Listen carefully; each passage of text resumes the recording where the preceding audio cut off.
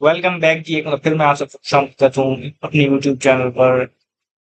पाकिस्तान में एक मसला चल रहा है और अगर हम बात करें क्रिकेट के हवाले से पर्टिकुलरली मैं बात कर रहा हूँ और अगर आप ये चीज़ देखें तो बाबर आज़म के हवाले से सवाल हो रहा है और लोग बाबर आज़म के अगेंस्ट नज़र आते हैं या बाबर आज़म के हक में नज़र आते हैं और ये एक जंग आपको कंटिन्यूअसली सोशल मीडिया पे नज़र आती है कि जहाँ पर एक तरफ से आपको पोस्ट नज़र आती हैं जहाँ पर ग्लोरीफाई किया जाता है बाबर आज़म को और उनको बताया जा रहा होता है कि उनके साथ सारी ज्यादती हो रही है और उनकी जो लैक ऑफ फॉर्म है और ये स्कोर ना करना है उसको भी लोग इस तरीके से दे रहे होते हैं कि ये भी उनका कसूर नहीं, ये भी बाकी लोगों का कसूर है या उनके हवाले से बात नहीं कर रहे होते हैं। दूसरी तरफ से लोग ये बात कर रहे होते हैं कि उनके हवाले से नेगेटिव बातें भी कर रहे होते हैं, लेकिन इन बिटवीन कुछ भी नहीं होता।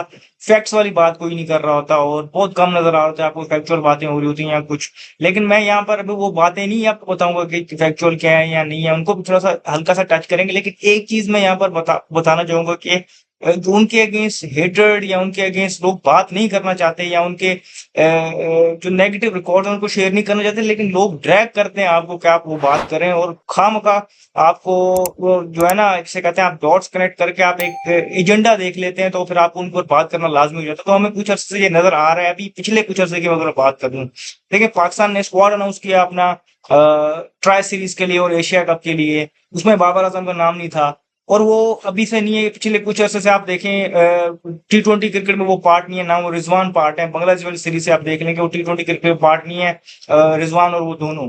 तो वेस्ट इंडीज वाली सीरीज में वो नहीं थी, तो ये कोई ऐसी बड़ी बात नहीं थी, सरप्राइज नहीं था, ये हम पहले डिस्कस कर चुके हैं। मैंने आपको बताया था कि ये एंड ऑफ द वर्ल्ड नहीं है उनके लिए। सारी चीजें मैंने बताई थी, रोड मैप क्या है अपनी, जो उनकी वीकनेसेस है उन पर काम करके आए और अगेन पार्ट बन जाए स्क्वाड का और स्कोर करते जाए, मैच चल जाए पाकिस्तान को, ये सिंपल है।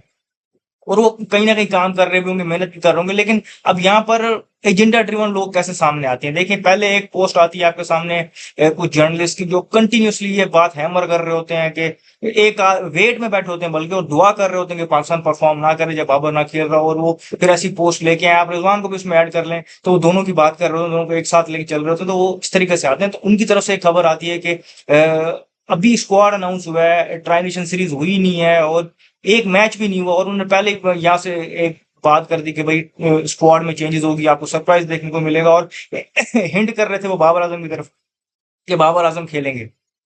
अब अगर आप ये देखें यहाँ से ये बात शुरू होती है, फिर उनकी बाबर आजम की नजर आती है आपको कि वो जो गनी स्टेट है या कुछ सलमान बट की एकेडमी है, वहां पर वो गनी करके नाम है उनका, वहां पर वो प्रैक्टिस करते हुए नजर आते हैं स्पिन के अगेंस्ट। वहां से अब्दुल कादिर बॉल कर रहे होते हैं और वहां उनकी एकेडमी के लड़के कुछ बॉलिंग कर रहे होते हैं, तो वहां पर वो स्पिन के अगेंस्ट काम करते हुए दिख रहे होते हैं, तो फिर लोग उसको भी हाईलाइट करना शुरू कर देते हैं कि देखें ये चीज भी हो रही है।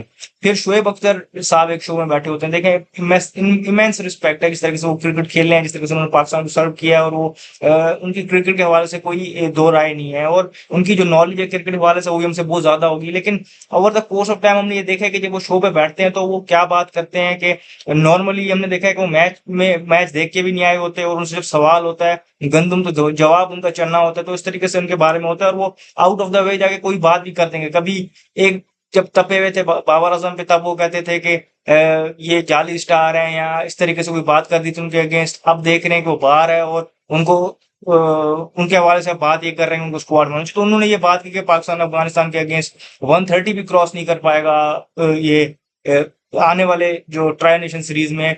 तो ठीक है, उनकी अफगानिस्तान की बॉलिंग अटैक बहुत अगेंस्ट है और हो सकता है पाकिस्तान ना ऐसा कर पाए और पाकिस्तान शायद उनके अगेंस्ट फ्लॉप हो जाए दोनों मैचेस में।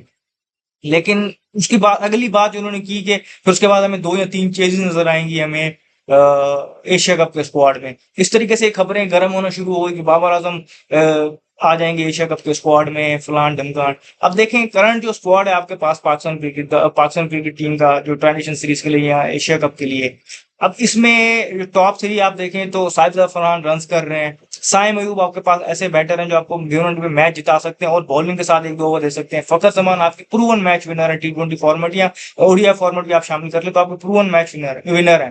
तो और फिर आपके पास हसन नवाज है जिन्होंने पिछले कुछ अर्से से आपके लिए किस तरीके से बैटिंग की है। अब ये टॉप 4 में आप मुझे बताएं जगह आप कहाँ पर एडजस्ट करेंगे बाबर आजम।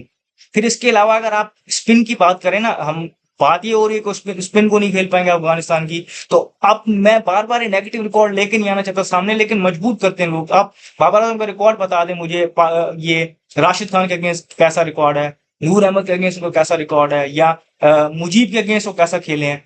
फिर अगर हम बात करें तो एशिया कप में वहां जाके आपको कुलदीप यादव मिलेंगे, उनके अगेंस्ट कैसा रिकॉर्ड है आपका। तो सबको पता है, आप उसको मसीहा बना के सामने लेके आ रहे हैं, तो वो क्या गारंटी है कि वो एशिया कप में आ जाएंगे और पाकिस्तान एशिया कप जीत जाएगा और वो वहां पर फ्लरिश करेंगे। जो उनकी करंट फॉर्म चल रही है, इस तरीके से टच से गुजर रहे हैं, वो आपके सामने है।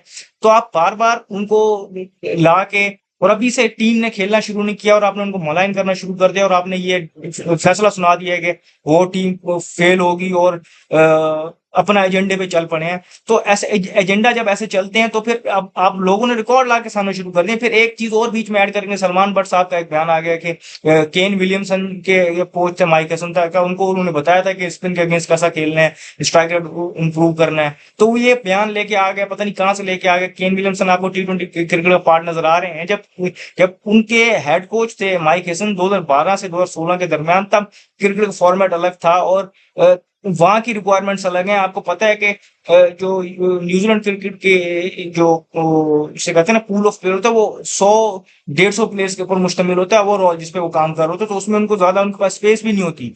उनका अलग है, जो जिसे हम कहते हैं कि सिस्टम हमारा अलग है। आप ये कहाँ से बयान लेके आ गए हैं। और फिर सलमान बट के अच्छी चीजें भी हैं जो बात करते हैं क्रिकेट के, लेकिन यहाँ उनकी क्लियर नजर आती है कि जब वो उनकी एकेडमी को प्रमोट करने जाते हैं बाबर आजम, तो यहाँ पर वो नजर आ रहा है कि वो जो है कॉन्फ्लिक्ट इंटरेस्ट है कि वो उनको प्रमोट कर रहे होते, तो और ये उनको कंटिन्यूसली सपोर्ट कर रहे होते हैं और उनके हक में ऐसे बयान लेके लेके आ रहे होते हैं और कहते हैं कि बाबर आजम को उन्होंने स्लोगर बना दिया और उसकी वजह से वो नहीं।